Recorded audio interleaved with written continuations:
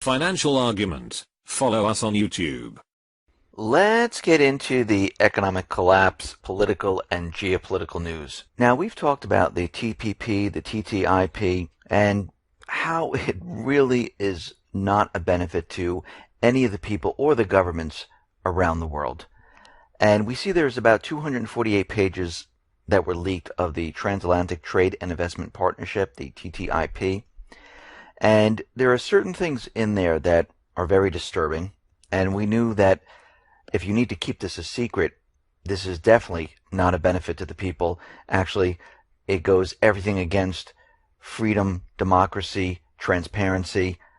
And we see right now, out of some of these leaked pages, we see that there's going to be no ability for EU nations to withdraw from the market if it has to do with hazardous products.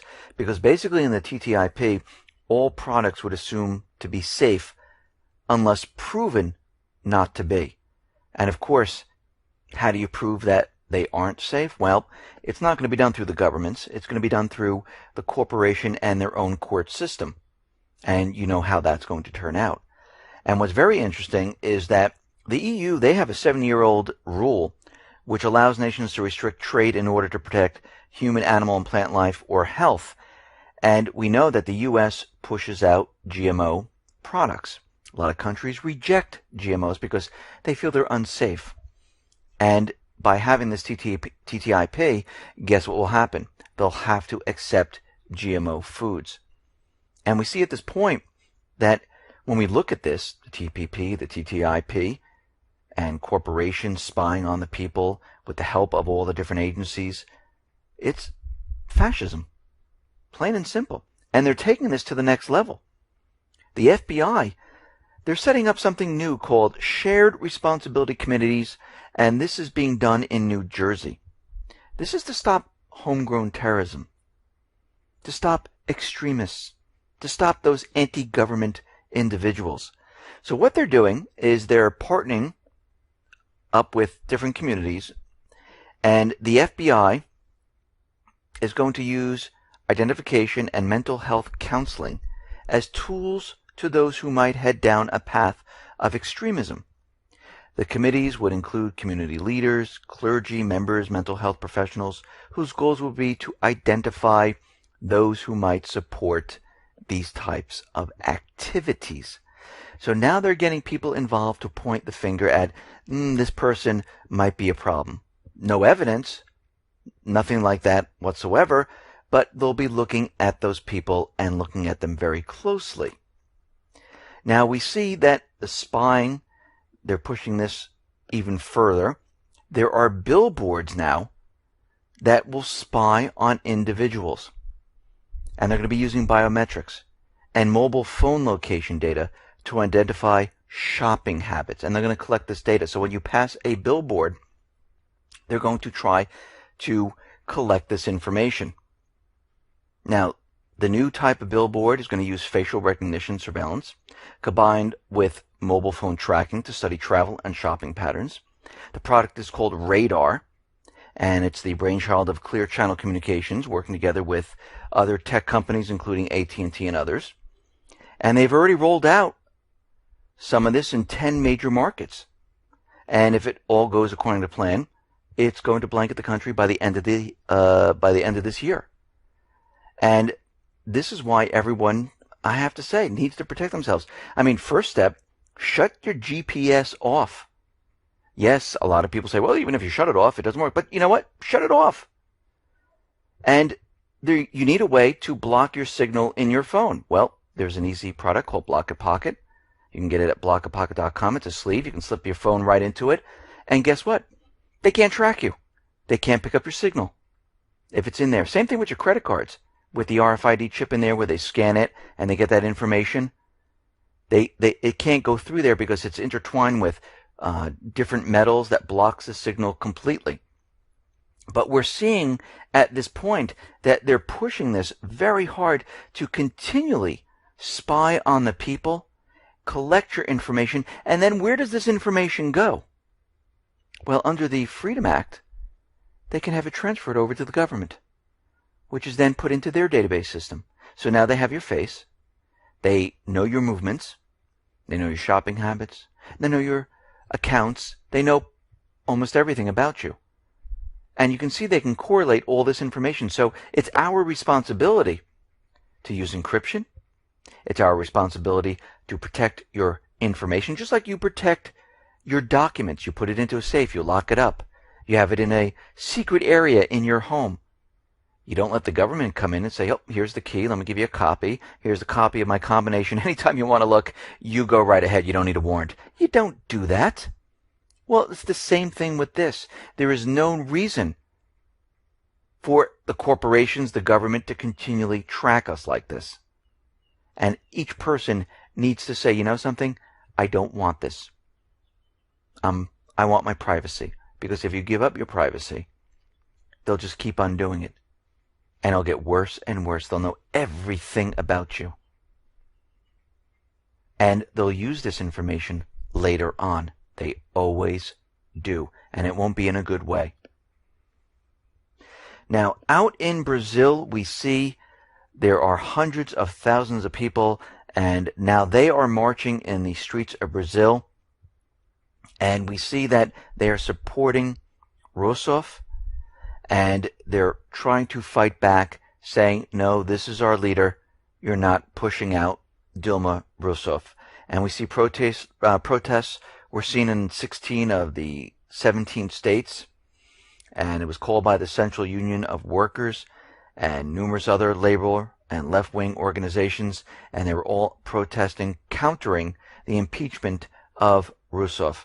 So we see there is a battle going on in Brazil. And we'll have to watch that very carefully to see how that turns out. Now, out in Kiev, we see the Lugansk people. They are saying, listen, we're ready for elections. We're following the Minsk agreement. We want Kiev to observe the elections. And at this point, Kiev has not responded to this because they don't want elections occurring. They don't want the constitution changes going forward. They don't want to go forward with completing the Minsk II ceasefire agreement because they're holding back. They don't want to complete it because they have something completely different planned for the southeastern and Crimea. Because we have to understand, the U.S. government central bankers, they're trying to push more sanctions on Russia for taking Crimea away.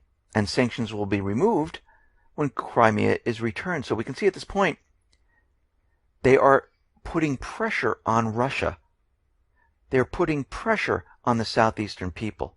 And they're not going to stop until they get these areas back.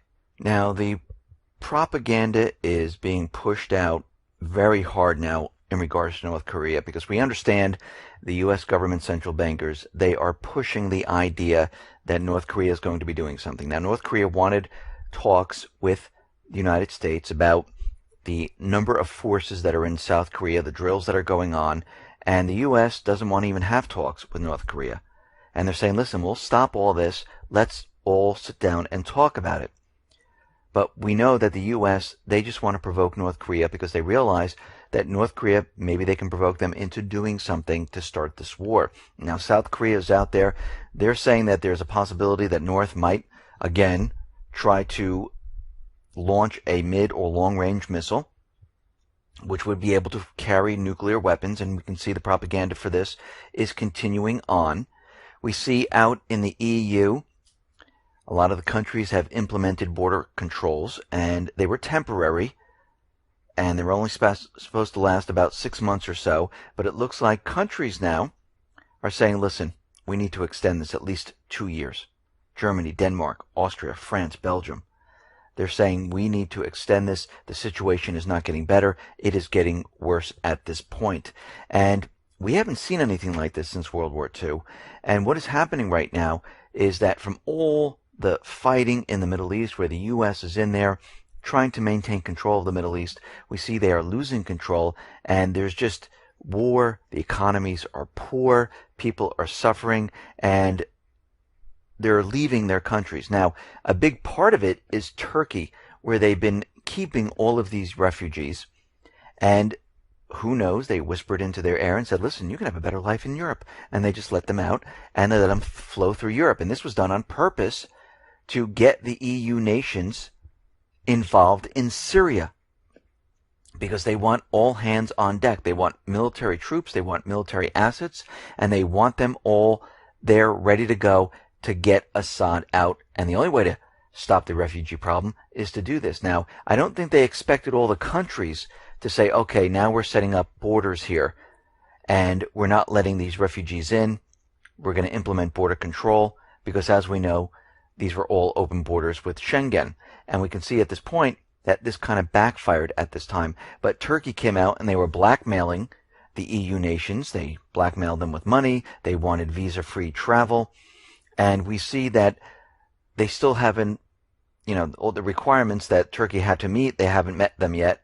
And they're supposed to be done by June. And we're going to have to watch this very carefully, because we're in May right now and we're heading into June. And we know come July, August, around this time frame, we believe at this point in time, all the indicators are pointing to something huge is about to happen. And we can see from all the military assets that have been building up in this area, from all the plans, the missiles that have been delivered to the border of Turkey, Germany building a base in Syria, and the U.S. going around to all the different nations building up the coalition forces, something is about to happen. Now, out in the Pacific, we see China. They are denying entry to the USS John C. Stennis and its escort ships into the port of Hong Kong. And U.S. warships frequently visit Hong Kong.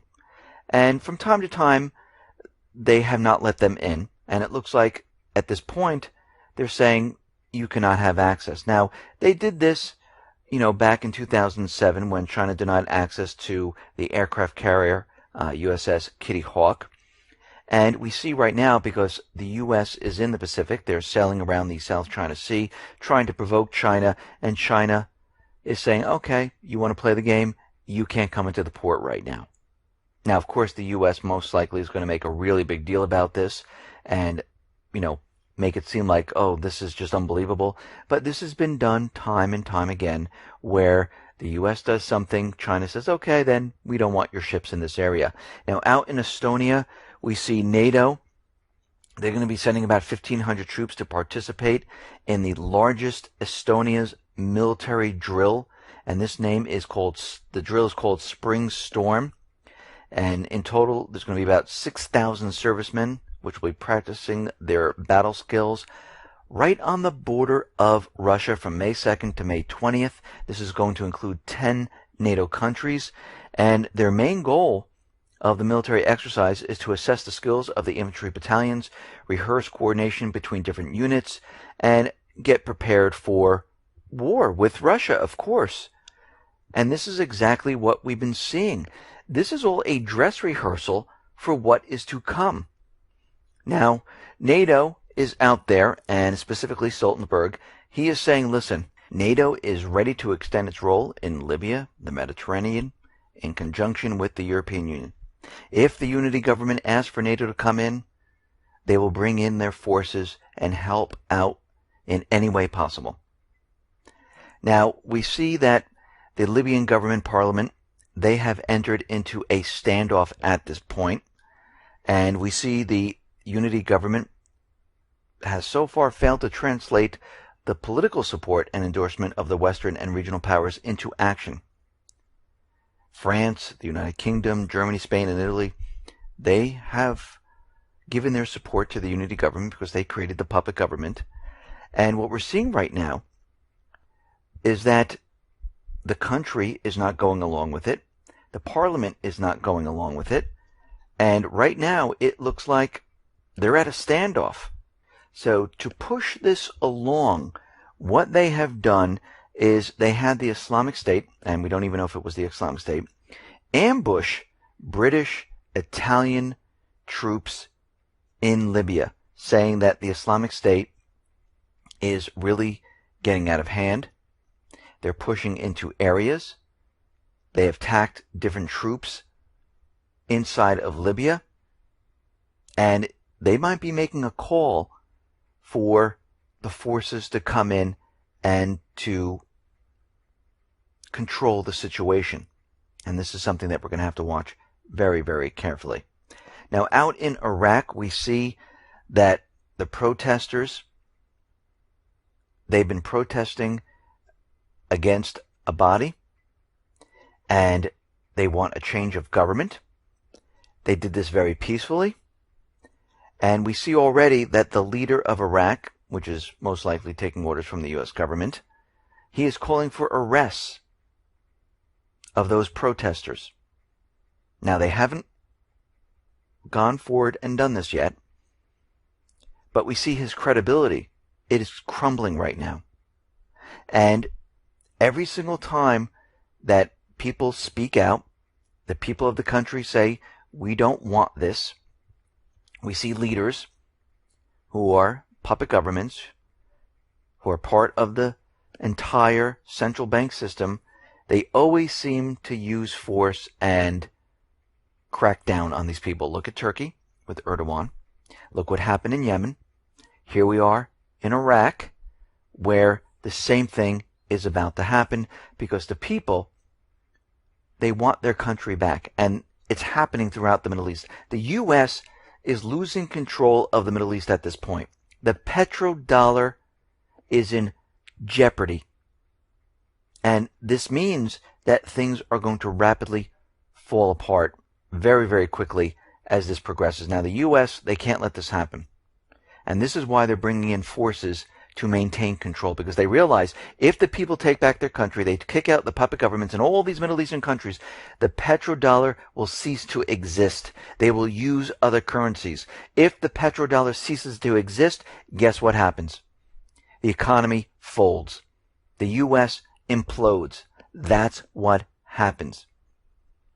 So the U.S. is doing whatever they possibly can to keep control of the situation. Now, of course, this is not going to benefit the people of the United States or the rest of the people of the world. It only benefits themselves, makes them very wealthy, makes the central bank very wealthy.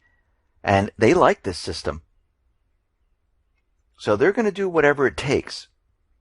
Now, out in Syria, we understand the U.S. is making a really big deal that Assad hit a hospital. And of course, as we've seen, that this whole thing is complete propaganda. The U.S. was flying A-10 jet fighters over this area. We know the Islamic State, the Free Syrian Army, they were shelling the area in Aleppo. And there is a Dr. Nabil Antaki who says he was in Aleppo and he decided not to leave this area. And he reported that all of this is propaganda when we're talking about the events in Aleppo. He's saying that the mainstream media, they're lying by omission.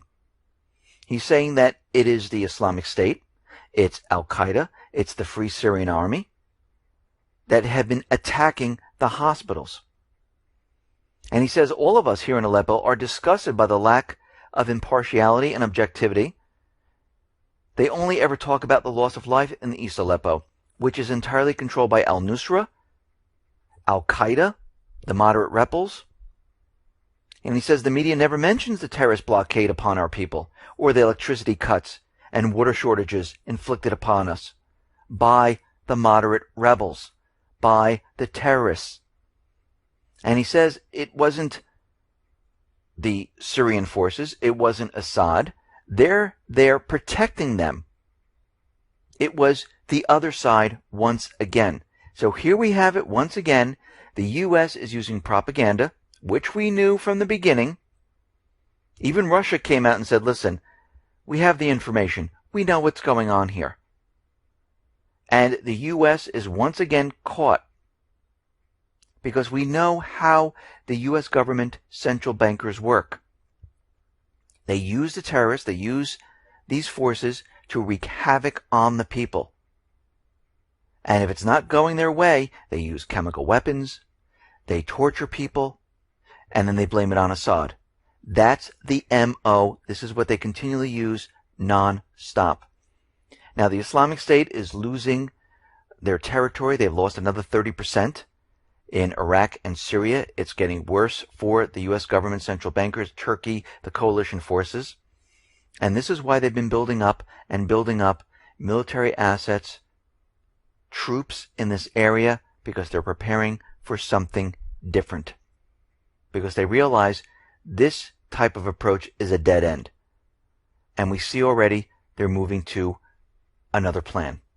And the plan looks like they're going to try some type of ground invasion. And this is something that we need to watch and look at very carefully. Now, the Islamic State is out there, and they're claiming that they have a mole working inside the heart of British military. Now, of course, this comes after they released a hit list of drone pilots to be murdered. This also comes after they said they had the information on U.S. military personnel. A lot of this is surface information. You can get it right on the net. And we can see all this is propaganda, because what they've been doing is they've been building up the propaganda, because they want you to believe that the next event that's going to happen is going to be by the Islamic State. And this will most likely be the physical attacks. Now, while the physical attacks are occurring, what's going to happen is countries like Russia, China, North Korea, Syria, Iran, they will be blamed for most likely the cyber type of attacks to bring everything into one event. Say, this is why we need to shut down the financial system because Russia attacked it. This is why the electric went out in certain areas because of North Korea. And they're going to try to meld everything all into one to explain why we need to go to war and why the entire system is crashing. Listen, everyone, thanks a lot for listening. Be well, be safe, and especially be prepared. Thanks a lot.